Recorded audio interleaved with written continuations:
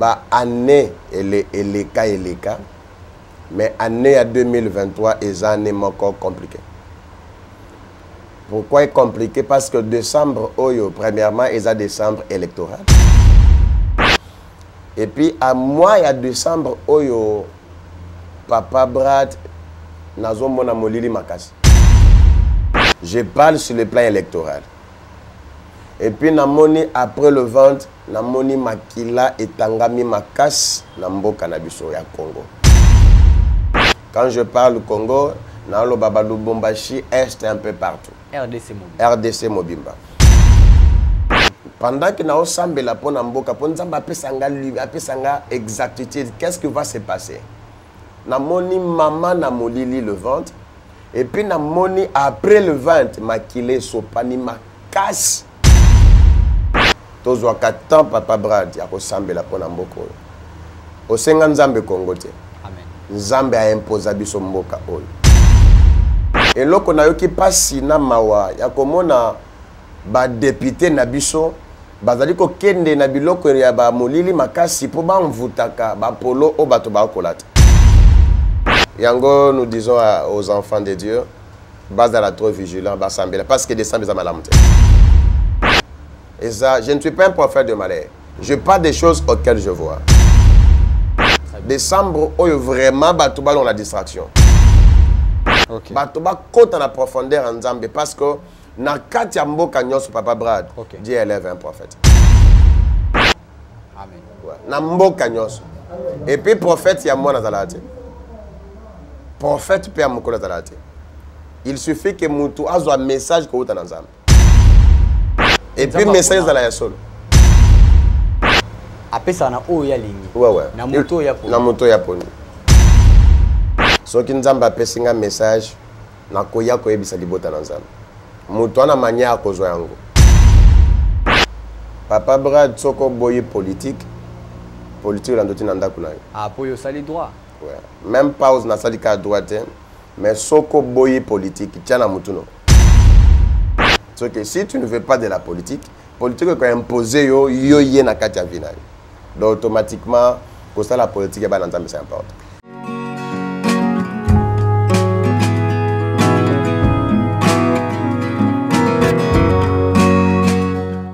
Mbote na ba papa, ba maman, ba jeune nyonso tu ya lukunga ezali ngai ndeko na bino, mwana na bino, Mubake Ndele Alain. Nazali candidat député national na circonscription na biso ya Lukunga. Lukunga otoyebi ezali na 7 communes na kati na yango. Ngaliema, na Mongafula, na Kitambo, na Lingwal, Gombe, Barumbu, na commune ya Kinshasa. Na pona kozala défenseur des opprimés, pourquoi? Parce que ngai moko na yebi pasi wana o esalaka. Ne peut consoler un orphelin que celui qui est orphelin.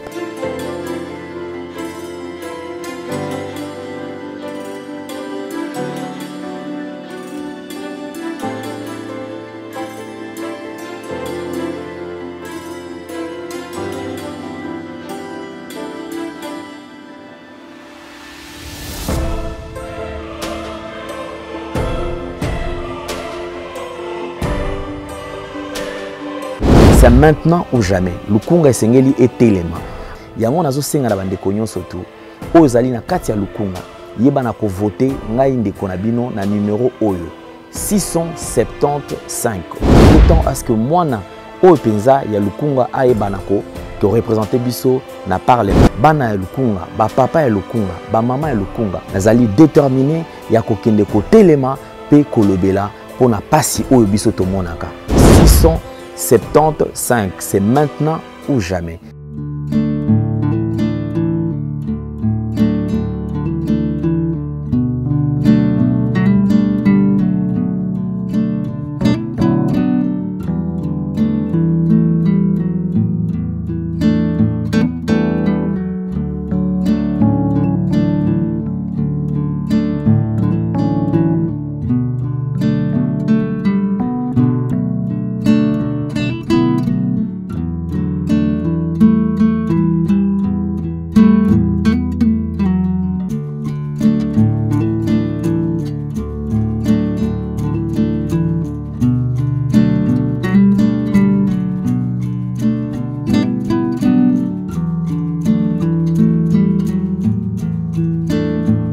nazali na confiance ete na nzambe elongo na bino tokolonga.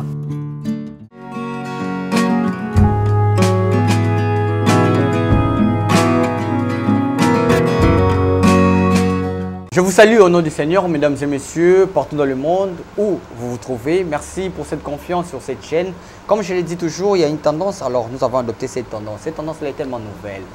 Vous voulez être frais, vous voulez être beau, vous voulez être élégant, vous voulez avoir le Saint-Esprit en vous et il faut adopter cette tendance. Alors cette tendance-là est parmi vous, c'est la nouvelle tendance télévision, plus de 220 000 abonnés. Alors, nous vous prions alors de vous abonner alors très massivement sur cette chaîne. C'est pour la première fois que vous avez l'occasion de le suivre sur cette chaîne. Lorsque c'est écrit en noir ou en rouge, s'abonner, appuyez ou cliquez. Évidemment, il y aura une cloche qui va sortir, tu vas être la première à recevoir des notifications à chaque fois qu'il y aura une émission en ligne. Appuyez sur la cloche pour ne rater aucune de nos émissions. Merci à vous tous, merci de nous suivre partout où vous êtes. C'est vraiment un plaisir de savoir que vous êtes tellement nombreux partout. Partout, vous êtes en Chypre, aux États-Unis, au Canada, vous êtes à Londres, vous êtes ici à Kinshasa, la capitale de la République démocratique du Congo. Merci de nous faire confiance et nous continuons toujours de faire mieux. C'est bon boulot. Merci aussi à la grande équipe de la Nouvelle Tendance Télévision derrière nos caméras. Je salue le mystérieux, le mystère est là. Gédéon, merci à vous. Merci à notre réalisateur, le professeur Jordan Panzou. Merci aussi à cette chaîne Venez à moi tous TV. C'est lui qui nous aide toujours avec ce beau cadre. Merci à Joe, hein? Joe Tsoki, excusez-moi, voilà, Pasteur Freddy Tsoki et Joe Tsoki, merci à vous.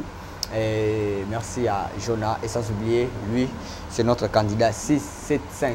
Vous voulez voter, votez utile. L'utile, nous allons écrire l'histoire. Mais avec qui l'histoire nous allons écrire ensemble avec Alain Dele. Votez Lukunga, les chouchous de Lukunga. Et là, le numéro 675, Alain Dele. Merci aussi comme ça, Nabana Bandal, déjà Topona. Tofandana et lui, c'est Lévi Paye.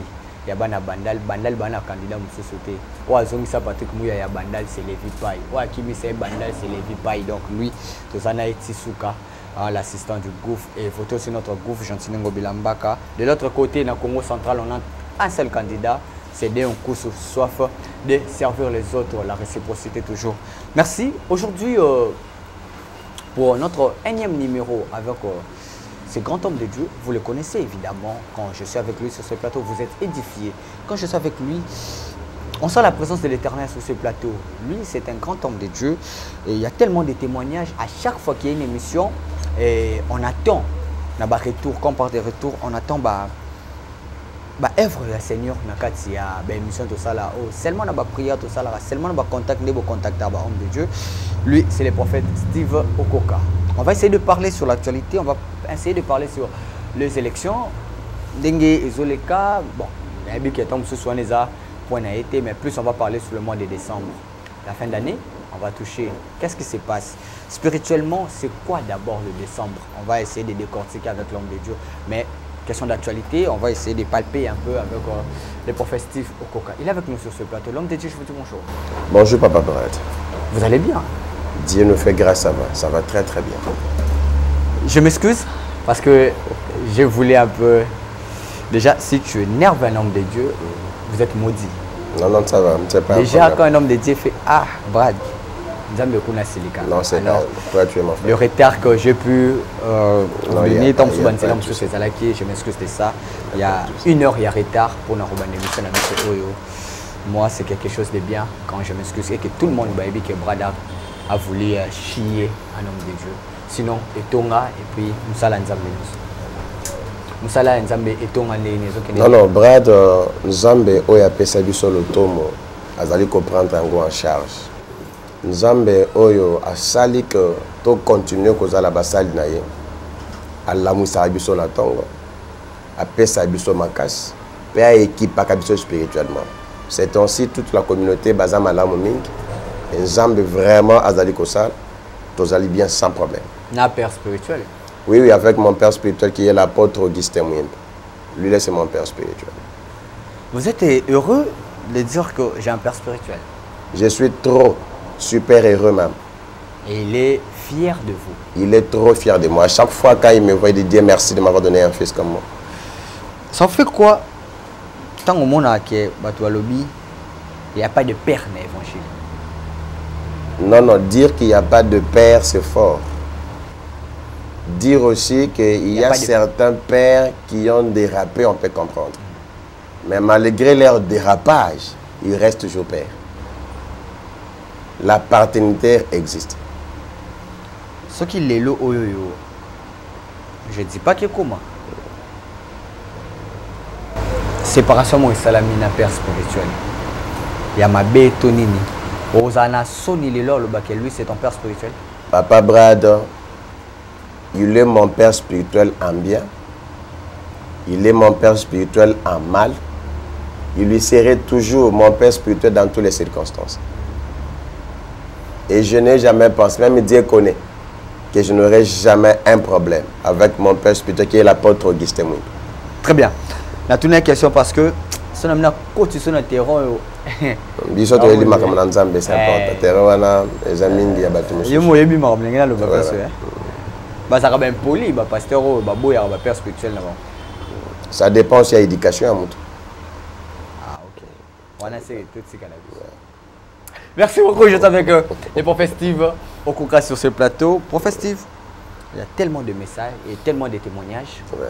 Oyo bato batindi mais avant tout côté un témoignage wana. Oto ça parce que témoignage wana ndé eko mema biso. Tout à fait. Na thème na biso to za nango oyo to ko décortiquer na kati plateau. Alors, Prophète Steve, décembre. Avant tout comme on a clé à décembre. Oyo za ka liwa ba problème banini. En décembre, on a Congo, on a une élection. Mais nous voyons tout ce qui se passe. La propagande. Il y a le bien gagné, il y a des étrangers, il y a des mboka, il y a des boye, il y a des est spirituel, est prophétique.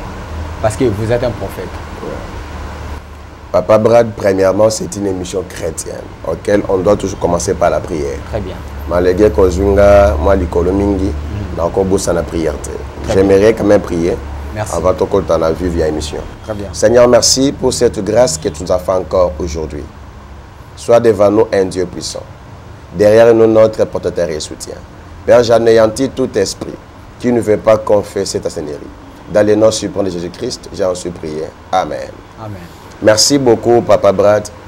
Nazalaka trop à l'aise quand je suis en train de faire ce genre des émissions avec vous. Parce qu'en vous, je sens le bagage. Merci. Et puis, Nazaré Koyoka, ma capacité spirituelle pesali, quel que soit quoi journaliste. Papa Brad, année et les cas, mais année à 2023 est année encore compliquée. Pourquoi est compliqué? Parce que décembre, premièrement, est un décembre électoral. Parce que, on a remarqué, Mingi, Papa Brad, n'a répété plusieurs fois. Donc, il y a deux fois Moutouna mars, Malinga quand cheveux Moutouna décembre. Moko remarqué Moutou Azali Kokende Moussala, Moutou Azako Vanda et Longona Bananaye, na Mwasi na Balokonaye. Azolia pas Azoko exercer Biloko Nyos. Mais tu vas remarquer, Bachaye, moi, mon connaître, il y a décembre, il y a quoi cheveux. Et puis, à moi, il y a décembre, Oyo, Papa Brad, Nazo Mona Molili Makasi. Je parle sur le plan électoral. Et puis, namoni après le ventre, namoni makila et tangami makas nambo canabiso ya Congo. Quand je parle Congo, nalo babadou bombashi est un peu partout. RDC Mobimba. C'est ainsi, je suis en train de dire à toute personne, ata oza na kati ya ndako na yo, ata oza musulman oza na kati RDC, ata oza catholique oza na kati RDC, ata oza kimbangiste, ata oza mutu anewa apostolique, ata oza protestant. Bazwa vraiment temps à 5 minutes, il y a quelque chose. Parce que Papa Brad, moi le 20 mon lili makas. Je vous dis vrai, mon lili impossible. Émission, il y a la fois passée, Papa n'a moni le 20 mboule beti. Mboule beti makas. Donc ils ont continué. Pendant que nous sommes la pona mboka, pour nous appeler exactitude, qu'est-ce qui va se passer? Na moni maman na molili le ventre. Et puis, après le 20, makile sopani makas na kati mboka Congo. Ata bino ba journaliste. Tozwa katan Papa Brad ya ko sambela pona mboko. Osenga nzambe Congo te. Amen. Nzambe a imposa biso mboka oyo. Et nous sommes fiers de l'être. Il y a que Nzambe oya mandata bito, biso, asala biso ngolo. Enfin que mabongisi nyonso mungu na kokana pona mboka oyo et salemate. Et puis deuxième des choses Papa Brad. Et là qu'on a eu qui passe na mawa ya komona ba député na biso bazali ko kende na biloko ya ba molili makasi po ba mvutaka ba polo o bato ba kolata. Oh. Je n'interdis pas que bato balata. Mais na moni nombre ya ba politiciens ebele. Ba zu ba polo Papa Brad. Ba ke na bisika ya mabe, ba ke osala ba bisala sala fait que mutu nyonso akolata. Même ici azalaki na candidat na ye. Le fait que lati polo na ye, automatiquement esprit na ye et comme na mutu na ye. Wow. C'est pourquoi je dis à toutes personnes qui me suivent, partout où vous êtes, député à Koya na kati ya quartier, na kati ya commune na yo. Soka pesio polo, avola ta polo sambela nzambe. Très bien. Au ça la choix ya motema na yo. Parce que ba comprendre que la plupart ya bato balinga mingite. Siko ba ke kosala makambo eza malamu te, enfin que bandimisa bato bango na makasi. Na dimension spirituelle. Donc mutu azo ndimisa eloko moko. Ezalo kolo mabenga yango inclusif. Inclusif c'est une capacité qui entre dans la personne, mutu azo ndima eloko ça que mutu ndima. Par exemple, ndenge ba konzamboka baleka n'est-ce pas? To fingi bango fingi ba so leki abi béton ils ont la facilité. Raïs ils ont la facilité. Ils ont le pouvoir moko et kota kanakata bato. Admettons par exemple, yoza frère en Christ au fond de ce kamo boye, ba beta musique qui a faire mo boye. On se rendre compte après un temps. Donc c'est quelque chose qui entre dans Nanzoto Nayo sans toutefois demander ton avis ni ton consentement. C'est une capacité. Mais écoute. Écoute. Et automatiquement, c'est fait comme ça. Et ça, c'est bon. Yango, nous disons aux enfants de Dieu, base à la trop vigilant, parce que décembre, ils ont mal. Et ça, je ne suis pas un prophète de malheur. Je parle des choses auxquelles je vois. Décembre, où vraiment, Batouba, on a distraction. Batouba, compte en la profondeur en Zambé, parce que na Katia Mboka Nyos, Papa Brad, Dieu élève un prophète. Amen. Na Mboka Nyos. Et puis, prophète, il y a moi dans la tête. Prophète, Père Moukola dans la tête. Il suffit que Moutou a un message que vous avez dans Zambé. Ok. Et puis, message dans la sol. Après ça, na o ya lingi. Ouais. Na moto ya poni. Na moto ya poni. Très bien. Alors, il y a un biso tolobi candidat comme Moko. Oyoyo. Azarana Basala Nzambe. Il est authentique. Premièrement, c'est Alain Dele. 675. Votez. Et puis, votez aussi Lévi Paye. N'appréciez honorable Alain Dele Mbote Sikazali. Voilà. On les soutient spirituellement. Amen. Alors, l'homme de Dieu, le message nous a tellement profond, tellement fort. Vous n'avez pas peur que au dévoiler ba bloko ba député monsieur surtout ba tout monsieur ba ko c'est or oyebi ke ba ninga bloqué ba pasteur ba postila ki ba sali pe ba polo. Ouais. Papa Brad, je suis un sentinelle yanzam. Nazam message authentique yanzam. So ki nzamba pesinga message na koya ko yebisa libota nanzam. Muto na manière ko zo yango. Mais ba ngomba yebi que c'est un prophète qui parle. Ça pourrait arriver un jour que prophète Steve Okoka devienne honorable. Oui. C'est pas un péché de faire la politique. Papa Brad, soko boye politique. Politique l'andoti nanda kunai. Ah, pour yo sali droit. Ouais. Même pas aux nasalika droite, mais soko boye politique. Tiens na mutuno. Tango masango e komata. Okotune komi combien? Automatiquement tu parles de la politique. Soko dans la mutu kanayo. Carburant sur côté station, et carburant mati, automatiquement c'est la politique que tu parles. Donc si tu ne veux pas de la politique que imposer yo na katia vinay. Donc automatiquement pour ça la politique c'est important. Merci beaucoup professeur Steve Okoka, merci à maman Minata Nonga Labile. Il y a tellement de messages ici. Est-ce que tu as un thème na biso? Papa Brad na ibisa ki yo l'autre fois passé. Nzambe a pesa biso capacité à kosambela la bateau. Na deux filles qui le monde des esprits. Ok. La plupart des gens ont appelé. Bato babi qui bika mon ensemble. Ok. Oui, ils ont bato Papa Brad oyo na décembre oyo bazolela. Je réussis pas mal les appels. Ok. Vous sentez que en tout cas basala nzambe babongisa musala nzambe. Les appels que nous recevons, papa, na benga kikingani, asenga mbongo, asalinga musalate. Ceux qui osent chasser kende na zamba, on a envie de berger. Il y a que l'obana mutu makambo zamba lobina yo. Papa Brad, oyebi respect à directive via Nzambe, nde sala ke bato bika na Nzambe. Je réussis pas, musu sabi papa natala kayo mingi. Mais là je suis convaincu par rapport il y a un message oyo bostale na papa Brad. Papa Brad, Nzambe a mandaté biso. Na ebisaka bato peu importe les problèmes que tu as, il lui suffit seulement oyo ka directive via Nzambe. Ata balobi ki makambo esimbate. Ata balobi ki malade wana elinge me maona kufa. Il y a une personne qui m'a appelé depuis Australie. Abi singa prophète aboti bana na ipa. Je comprends cette histoire se répéter mingi. Papa Brad aboti bana. Bana skoba songa muta komi na âge ya 5 ans. Mwana malobekei. Ekei ndeni. Aloba isuste. Baba. Baba. Ya mi balepe. A komi na âge ya 5 ans. Malobekei. Amoni ya misato. Abi c'est pas possible. Donc mais mi balon da baba. Ouais. OK. Maintenant ce que tant amoni que c'est pas eza normalité nda beninga. Papa Brad na ebisaka yeloko plusieurs fois. Avant to sambela pona mutu to diagnostic. Nous avons diagnostiqué.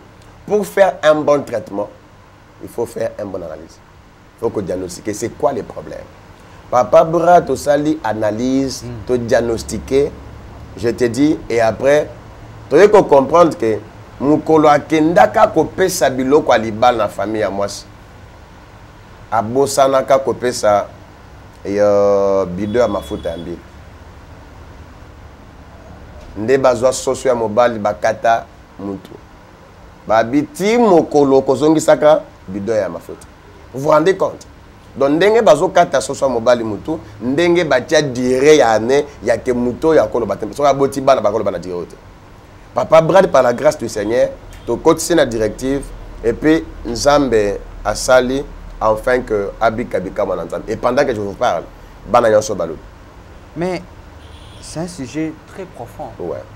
Je pense que prochainement, tu au le béon. Non, il n'y a pas un problème. Pouvoir ancestral, tu coutume. Et jouer un rôle macasse. Oui. Et il y a Kapina bloqué.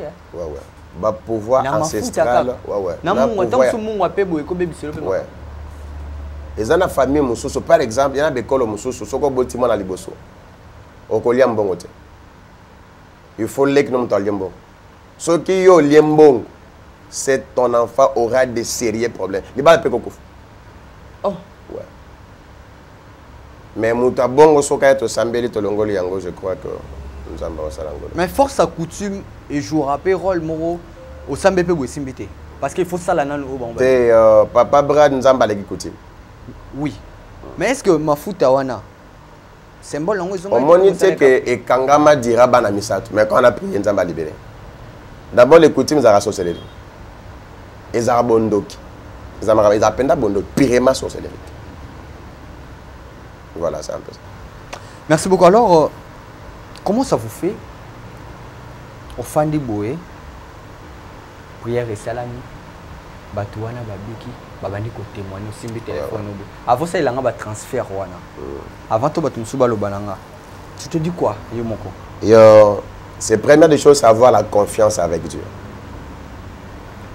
Dès que tu as un problème, il y a un problème là. Papa Brad, tu vas remarquer, tant que Yesu Massi a rencontré la femme, il y a veuve, il y a Naïn, et l'autre, il lui a compassion. Yesu Massi a yoki mawa. Ces femmes ne pleurent pas. Très bien. Pour Yesu Massi a tellement, pour Bikisa, fils unique à veuve Naïn, et l'autre, yoki mawa. Tu sais, quand les gens nous appellent, bazali ko pesa biso ba préoccupé et loka liboso il faut na mitia la place na ye muto azoboso ke zala kingai ana problème ya sida ya cancer makambo yo simbate bongo soke zala kingai donc mawawana oui nde pesa ke to kota na profondeur to tout na Nzambe qu'est-ce qu'on peut faire lokola pe Nzamba mawa oya tala kande to tambolaka soki to bengi ayaka et puis tangaye à perception directive, c'est ainsi bato bakota to la bikamo na nzambe. Il y a une personne na Brésil. Ouais. Mais même sa façon de parler un peu, bon, c'est Kalabandaku.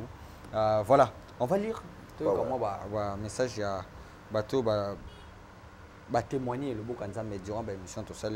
Avant ça, je voulais dire page Rosa, joyeux anniversaire comme ça à Elisia Bidouma. Elisia Bidouma depuis Brazzaville. Profite au max de ton jour, que la longévité, la prospérité, la sublimité t'habitent encore une fois de plus.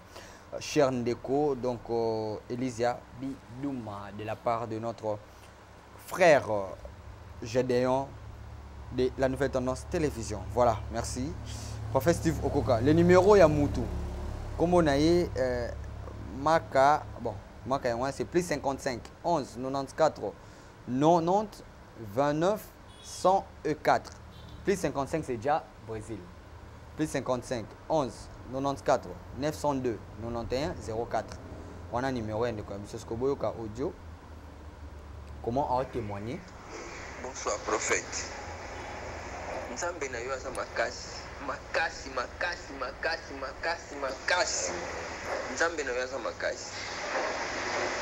Na témoigné on bela nzambe na yo aza makasi. Makasi asalaka pena. Na ndimi yo peno sailaka nzamba solo. Okotisinga nyongo moko na kosala surprise na kolaka yo te. Na kolaka yo te. Tanto mona ke na benga ka yo te na uti mto bondi la kapo na ngobondi la kapo na ngobondi na bossa na yo te jamais na vie na nzambe. Tikala ko bossa na place nanga. Un jour prophète Okoka, un jour okozala surprise. Na kosala surprise moko wondima te pe utiko bossa na ngondi na mutema na. Ndenge lobai kake décembre oyo ndenge nazobondela mpono décembre ekeleka te komona bikamwa nazwi mukanda kaka nde olobaki nazokende ngomba tindelanga sujet na yo nyonso oza nango ezoderange yo naake bondela natiaki sujet mukanda natiaki sujet ambassadeur wana ya Brésil nyonso eza répondre je répondi quoi barépondre nazwi mukanda lelo ambassade à Brésil va répondre. Nous avons un makasi. Un makasi très fort. Très fort. Très fort. Très fort. Très fort. Prophète Okoka, continue nyongo moko. Non. Non, l'obate. Voilà, depuis Brésil. Non. C'est quoi? Tant que ça, nyongo oyo kotisi. Si vous bandez ba prière wana. Normalement, c'est d'abord Azaki n'a problème à côté qui comment. OK. C'est que comment côté qui famille ne ba boaki sakaye. Parce qu'il n'avait personne papa Brad. C'est que moi si na yabi na mona ka prophète toi les kagamingi. To benga bibo bengai. Tango ba bengai papa Brad de mutasala ta 5 jours à l'obate. Bazui ka téléphone ba tie na tolo na yo. Mutumbala moko akosoli. Dans la sambila kosoli à la mungu abengi médecin kolongola. Après un temps nde ayebisinga makambo ya mikanda na makambo ya ambassadeur ya Brésil. Na yebise problème ya te komelanga sujet na yo nazo matela yo ngomba papa Brad na yebise to mois de décembre ekoleka te. J'espère que na yaka aw na yebisa soki muto na problème papa Brad moi ya décembre elekate to komba le 31 décembre te ezana batu o ba ko bika bika mona nzambe la fois dernière passée na ba emisali batu sida bazobika siko nazo kama papa Brad o ko remarquer muto na ndako abi non na ndaba mais ozo souffrir peut-être toutefois que tu me vois écoute la pambate des fois c'est Dieu qui a face tout monanga wana problème o ezali ko préoccuper yo lelo kala mingi te moi ezosila Zamba Kobikisayo. Il lui suffit seulement que tu fais confiance en Dieu. Ou on a problème, bah cancer ils ont disparaître papa Brad. Sida contre kolobate. Bah tout bas na problème. Il y en a mon sali 17 ans, a sali 15 ans. A tiab mikanda na ba préfecture, mais bah répondre à te. Pourquoi? C'est parce qu'il y avait des hôtels et kanga. Tango to bengi nzambe, bah tout bas ko total bikama nzambe. Pour revenir, na sali musala sengelote. Ah, parce qu'il porte toujours des surprises. Nazwina batuna na kenda na tana na ngomba, en dehors de mon église, j'ai une équipe na kenda na bango. Ngamo ko na futeli bango transport. Ngamo na pesi bango mbongo ba oson bata sucre. Nyongo na tche yangwana. Amoni motema moko impossible. Papa Brad, on a un Dieu puissant. Donc il y a des services, monsieur, c'est ça que Bokira vous prier. Il y a des services à l'église on prie. Il y a des services des fois dans Ndak Toko Sambela. Il y a des services de Nzamazo Bakete, bot Sambela n'existe. Ndak Toko Kenangomba. Et là, on a un papa, il y a un sacrifice. Ouais, ouais. Il y a détruire, tout briser, hôtel. Ouais, ouais. Et dépendant par rapport à la directive, nous avons fait ça. Les tiers, ils sont normaux, Bokika Ngomba. Ils ont toqué comme Ngomba Nzamba Kiti, tu sais que tu as la salaboy, ça a salipé en pamonia. On a un Dieu puissant. Yango batu. Oui, salaboy. Oui, oui. Nabi tomate na Ngomba Nzamba lobi boy, salaboy. Asali pas mon nzamba. Mais yo mutova nanda kuna zo comprendre. Na senge lokote. J'espère que na senge lokote. Papa Brad de po au sambela pona mutu eloka liboso faut avoir l'amour de cette personne. Mawawana. Parce qu'on a aussi des familles par exemple. Des fois ba banda ya mboka par exemple dans l'église mususu. Il peut avoir des problèmes. Très bien. Mais ceux qui motema eza mabe. Donc pourquoi batunyo so papa Brad ba na problème, ba contacter biso. Avant le 31 décembre, Nzamba osala bango. Ata bana balobaka te. Ata zeme yakate. Ata libala et yakate. On a un Dieu puissant capable.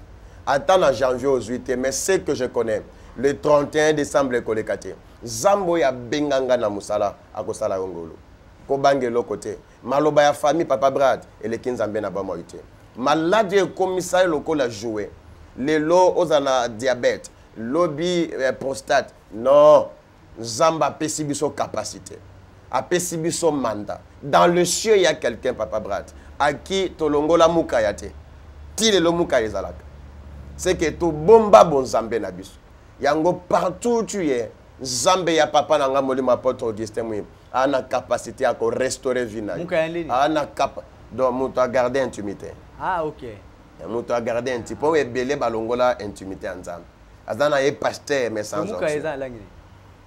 Mukeza na chilube. Ah, ok. Nzamba salanga ngolu ya loba pele 12 langues. Babi na tuni mabe, la éviter la sei. Te otuni no mabete. Otuni mabete. Ah, ok. Olingo tuna za koloni.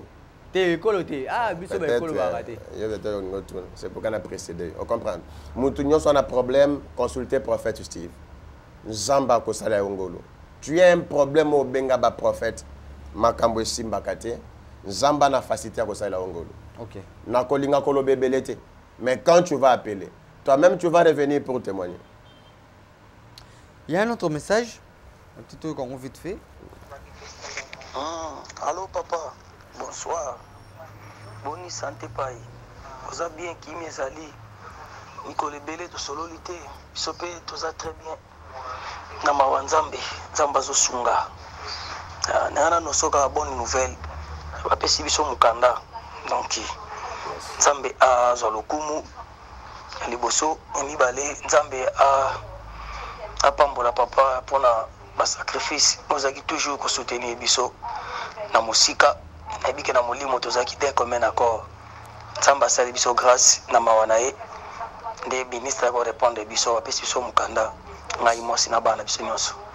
Nzambe a kosaka te. Nzambe asali biso grâce et on a besoin d'informer Moussali dans Nzambe. Vous allez informer pour Oyeba.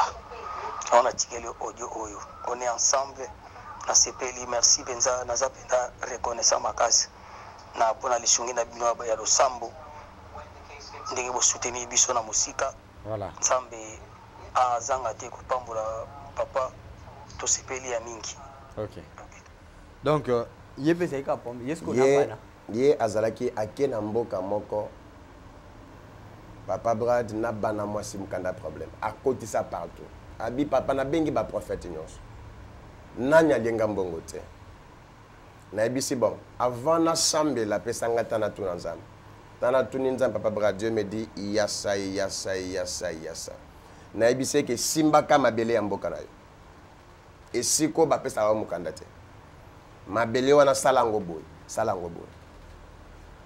Papa Brad, et loko ezwa ba temps ebele oyo batinda ba sacrifice na bandenge nini mais intervalle ya prière moko c'est que balamwise loko bapese na ye na mwasi na bana nzamba za na bomo yo mutu oyo za na maladie na ndako wana sida wana ba problème impossible ozako yo kabiloko je vais qu'on consulte nzambe na biso na yebisaka bato papa Brad soki mutu abengi biso abekite abenga papa Brad nana confiance alo bakena kosi nana confiance na nzambe bato ba o témoigner ba lekene lote il lui suffit seulement que ose la confiance en nzambe et je crois fermement que cette maladie ne t'amènera jamais à la mort problème wana ekosila car la Bible dit l'Éternel est mon berger je ne manquerai de rien kobanga elokote na lingi ozana kondima ozana foi qu'effectivement malade est simbi nzoto nanga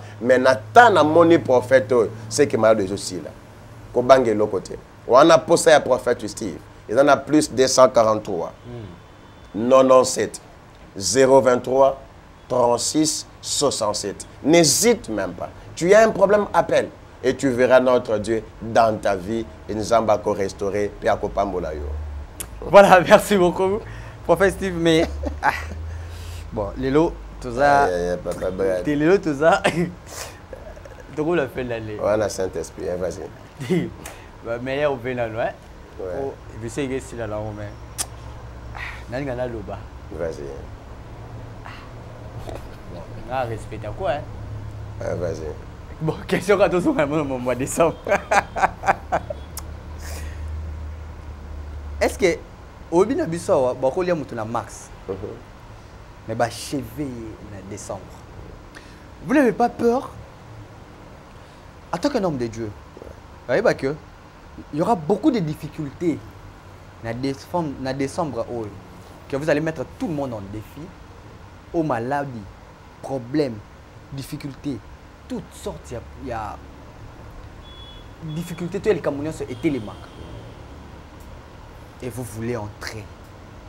Papa Brad, je n'ai pas peur car j'ai confiance en Dieu. Ce qu'on respecte directive en Zambenanga, Baotatola est belé. C'est ça facile. J'ai confiance en Dieu. Et nayebi bipa ya lokotanga. Nayebi nzambo na salilaka. Il lui suffit seulement mutu à présenter problème na ye. Na tout na nzambe oya ibie madame. Tango akokita ko pesa biso directive ya problème na ye. À respecter yango. Papa Brad, à kozonga pona o témoigner. Muka ezali, antolongo la honte. Et kolongo répéter. Fatio za na biso ka président. Ana muka nae. Olobi question nini? Fachi.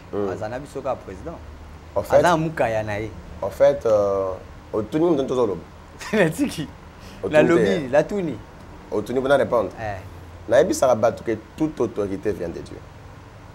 Si Siko a la campagne à Mokonzambo. Maintenant, je me répète pour vous dire, na moni mo lili le 20. On a ninga madame. Nzamba pambola yo. La zobanga. Ko banga lote. Toi Nzamba a confiance. Merci beaucoup, on est arrivé presque à la fin. Numéro de téléphone encore une fois de plus. Plus 243 97 023 36 67. Plus 243 97 023 36 67. N'hésite même pas à Kobenga Biso. Quand tu me vois directement, appelle. Zamba ko visiter yo. Voilà, on était là avec le prophète Steve Okoka. Je répète, joyeux anniversaire comme ça à Elisia Bidouma. Elisia Bidouma depuis Brazzaville, de tous les jours, de tous les temps. Profite au max de ton jour. Elisia Bidouma, merci à vous depuis Brazzaville, de l'autre côté de la rive. Prophète Steve. Non, ça le moutali bossé au Lobakoza, prophète à l'Okutande, Batreta, Badenilesi, Batreta, Bamogisho, Baraka, Batreta. Comment ça fait sur monnaie un pasteur qui va traiter escroc? Bon, et dépendant de la manière dont tu as traité Moutuna Makamboa Yokeli Moutou. Déjà, parce que la plupart des gens vont traiter escroc, ce qu'on a escroc. Ah, c'est ça. Mais il peut traiter une fois escroc. J'espère que dans la salle, je vais confondre na mutu. Mais tu vas comprendre que c'est qui était. Mais dans la salle, on va traiter de escroc. Mais on peut vous traiter d'escroc par exemple. Mais il faut que mutu à sa propre. Pas Brad. Il y a certaines personnes qui me voient, je vais expliquer cette pensée. Il y a certaines personnes à mon niveau musique pour faire ton hasard orgueilleux. Mais quand tu approches de moi, tu me vois. C'est comme ça. On peut nous traiter de loin. Nous sommes encore bien à mon escroc. Donc c'est Dieu qui connaît juger les gens. Vrai ou faux, prophète Steve Okoka? Risque Molili est à la macasse dans la période électorale. Molili est à la macasse, vrai. Vrai ou faux, il y aura ban de sang après le 20? Vrai. Vrai ou faux, Fatih comme toi, président? On se retrouve prochainement pour un nouveau numéro. Gardez toujours votre discipline ici sur cette chaîne, la Nouvelle Tendance Télévision. Au revoir. Merci. Peuple de Dieu, shalom. Satan a commis dans 666 manières pour nous bébisa ba destin ya bana ya Seigneur Jésus-Christ de Nazareth.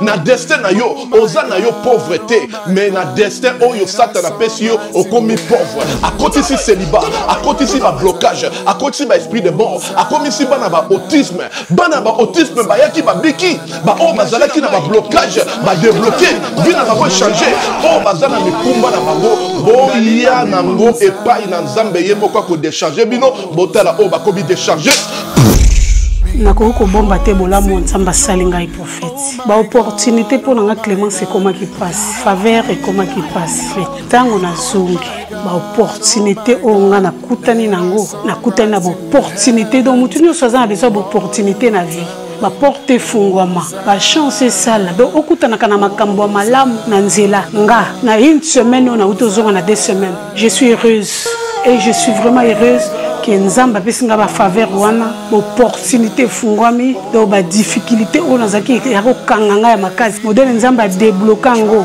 na yeba kiteki koza na bopete boy vraiment délivrance des abuna très nécessaire. Je suis une femme pour le salaire business pour que na linga makamuna kende bien mbongo pe monanaka et puis na za na faveur et pas batou tout ça na za na ba porte fungamaka en tout cas na sentir ngo makola mwana oyo zonga normal zonga abana kotambola bima libéré na une sous parce que na pesa nzambe merci na makambo asalelinga no pesa pe nzambe merci parce que nzambe atambwisi mwana bana nyoso o to babotama na bango nyoso tout déjà batambola mwana nga azotambola te atakutu ko telema bolubeke mwana nga akozala koka donc après kaka mukolo na tango to yakani lobi no mwana nga ba mwa tamboli mba moko akoma moko telema na lobaki déjà awa ezali terminus na zana besoin ba oyo batambola partout oyo baluka ba délivrance simbate boya epai na nzambe nde bokobika nazozela bino na moto.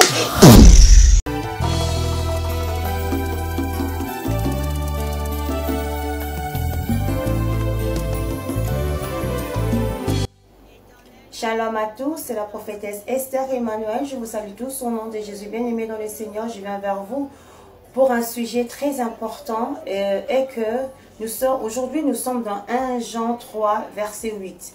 Mais la Bible déclare le Fils de l'homme est apparu pour détruire les œuvres de ténèbres.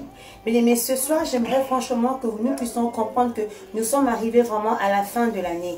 Nous sommes arrivés au mois de novembre et au mois de décembre. C'est le mois où le diable se lève pour combattre. C'est le mois où les esprits de mort se lèvent. Ce soir, j'aimerais que tu puisses prendre conscience que c'est la fin de l'année. Nous devons prier pour nos familles, prier pour nos chéris, prier pour nos fiancés, nos mères, nos mamans, nos papas, tout le monde. Prenez conscience, bien-aimés, parce que ce que nous sommes en train de voir là, c'est complètement grave. L'esprit de mort est là actuellement, bien-aimé. Lève-toi, prie. Prie pour ta famille, bien-aimé. Novembre, décembre, janvier, février, mars, ce sont les mois où le diable s'est levé. Ils ont besoin du sang. C'est maintenant que tu dois commencer à intercéder pour le membre de ta famille, pour ton entourage. afin de détruire les œuvres de ténèbres. Nous avons Jésus qui est notre bouclier. Nous avons le sang de Jésus. Nous voulons maintenant prier pour que le sang de Jésus inonde nos familles, que le sang de Jésus nous protège. Je prie au nom de Jésus. Père éternel, le Dieu de tous les esprits, je te recommande le peuple, Seigneur. Seigneur, tu nous as dit que l'esprit de mort est là. Nous voulons maintenant te voir à l'œuvre. Protège nos familles, afin que le diable ne puisse pas venir prendre. Nous ne voulons pas pleurer, Seigneur. Garde nos familles, garde notre entourage, garde nos frères et sœurs, Seigneur. Nous avons besoin de toi. Que le sang nous couvre. Merci, Seigneur, parce que tu es notre Dieu. Nous t'avons ainsi prié au nom de Jésus. Amen. Bien-aimé, l'esprit de mort est là. Prie sincèrement pour ta famille, parce que la mort, elle est tellement douloureuse de perdre un être cher. Bien-aimé, la mort, elle est tellement douloureuse quand on perd un être cher, elle est aussi irréversible. Je sais que le diable est là, il rôde pour détruire le peuple de Dieu. C'est maintenant qu'on doit se lever et prier. Bien-aimé, prions pour nos familles, prie pour tes amis, prie pour ta communauté, prie pour tes frères et sœurs. Nous avons tellement besoin de nos proches. Nous ne voulons pas que le diable puisse venir arracher ce qui est à nous, ce qui nous appartient. Même pour ton pire ennemi, prie pour ton pire ennemi. Dieu sait pourquoi il est là. Bien-aimé, c'est maintenant qu'on doit se lever. Sortons un peu dans la distraction, mettons-nous dans la prière, afin que nous puissions avoir la victoire. Nous combattons pas pour avoir la victoire, mais nous combattons dans la victoire. Parce que le Fils de l'homme est apparu pour détruire les œuvres de ténèbres. C'est la prophétesse Esther Emmanuel. Je vous aime énormément. À la prochaine. Bye.